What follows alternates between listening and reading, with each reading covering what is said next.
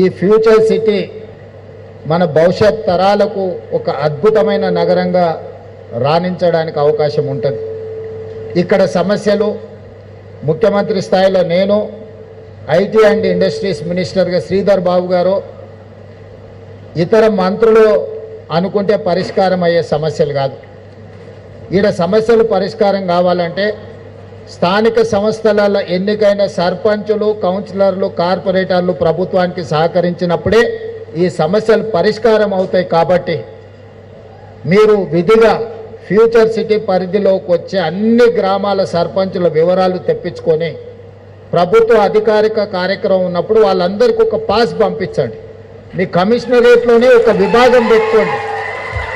దాంతో ఏమవుతుందంటే మేము దారెంబడి వస్తున్నప్పుడు ప్రజాప్రతినిధులు దారి పక్కన నిలబడి మమ్మల్ని లోపలికి రానివ్వడం లేదు అని చెప్పడం, మళ్ళీ మేము ఆగి వాళ్ళను లోపలికి పంపించండి అని చెప్పడం, ఇదంతా మనకెవరికి మంచిది కాదు.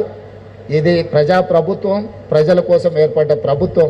కాబట్టి దయచేసి అధికారులు ఖచ్చితంగా ఈ జాగ్రత్త తీసుకోవాల్సిందిగా నేను వారికి సూచన చేస్తున్నాను.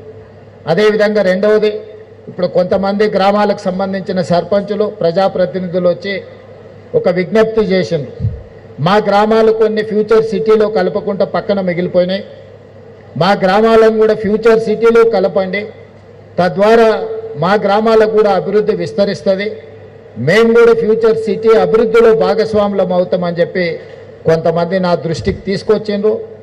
కేఎల్ఆర్ గారికి, మల్రెడ్డి రంగారెడ్డి గారికి నా సూచన, ఆ గ్రామాలకు సంబంధించిన గ్రామ సభలు పెట్టి గ్రామ సభలలో తీర్మానం చేయించి ఆ తీర్మానం కాపీలను కలెక్టర్ గారికి, అదేవిధంగా జిల్లా ఇన్ఛార్జ్ మంత్రివర్యులు మిత్రులు శ్రీధర్ బాబు గారికి అందించండి.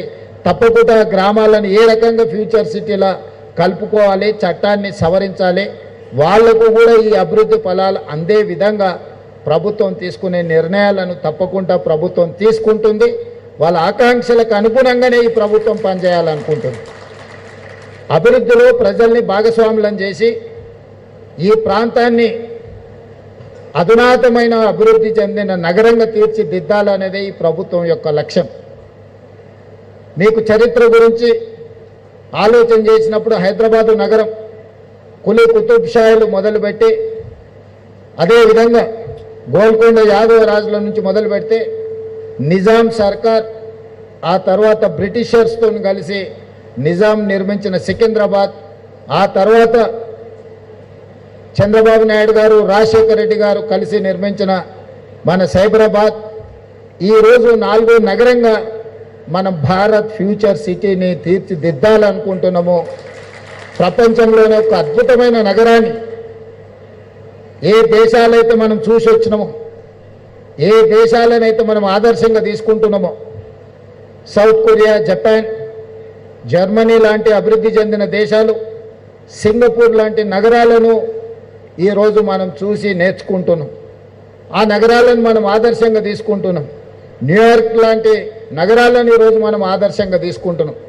ఏ నగరాలనైతే మనం ఆదర్శంగా తీసుకుంటున్నామో ఆ నగరాలతోని పోటీ పడే విధంగా మరొక సింగపూర్, మరొక న్యూయార్క్, టోక్యో నగరాల్లో ఈరోజు ఇక్కడ ఈ మహేశ్వరం, ఇబ్రహీంపట్నం ప్రాంతంలో భారత్ ఫ్యూచర్ సిటీ పేరు మీద భవిష్యత్ తరాలకు అందించాలన్న ఆలోచన. ఎవరైతే మనకు ఆదర్శమో వాళ్ళతోనే పోటీ పడాలనేది మన ప్రభుత్వం యొక్క విధానము. వాళ్ళతో పోటీ పడే విధంగా ఈ నగరాన్ని అభివృద్ధి చేయాలని రాష్ట్ర ప్రభుత్వం నిర్ణయం తీసుకున్నది. అందుకే ఈనాడు ఒకటొకటిగా రోడ్లకు సంబంధించి కావచ్చు, ఫ్యూచర్ సిటీ కార్యాలయం కావచ్చు, స్కిల్స్ యూనివర్సిటీ కావచ్చు, ఈరోజు ఫ్యూచర్ సిటీ కమిషనరేట్ కావచ్చు, ఈరోజు ఈ ప్రాంతాన్ని భవిష్యత్తులో ఒక అభివృద్ధి చెందిన నగరంగా తీర్చిదిద్దాలి అని అంటే నిరుద్యోగ యువకులకు శిక్షణ, సాంకేతిక శిక్షణను అందించాలి, స్కిల్ డెవలప్ చేయాలి. ఈ స్కిల్ ద్వారా నిరుద్యోగ యువకులకు ఉద్యోగ ఉపాధి అవకాశాలను కల్పించాలి అని ఆ స్కిల్స్ యూనివర్సిటీని ఈరోజు 60 ఎకరాలలో మనం ఇక్కడ కట్టుకుంటున్నాం. మనం ఇతర రాష్ట్రాలు, ఇతర దేశాల నుంచి వచ్చే పెట్టుబడుల ఒప్పందాలు ఎక్కడో హైదరాబాద్లోనో, సైబరాబాద్లోనో కూర్చొని ఒప్పందాలు చేస్తున్నాం.